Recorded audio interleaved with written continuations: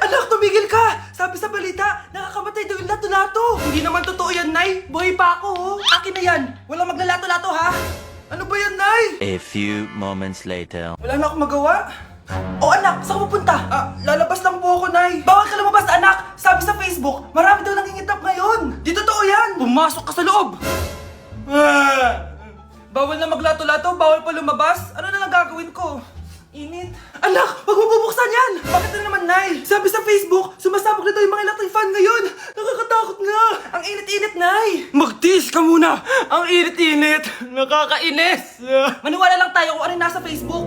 Utu-utu ka pala, Nay, ha? Humanda ka. Nay, sabi dito, siswertihin ka daw. Talaga, anak? Pero sabi dito, kailangan mo muna daw ako bigyan ng pera. Oh, ito, mag-withdraw ka, kahit magkano. Siswertihin na ako. Tapos sabi sa balita, gaganda ka daw kapag binigyan mo ako ng bagong cellphone. Gaganda ako? Oh, ito, bagong cellphone. Sa'yo na yan.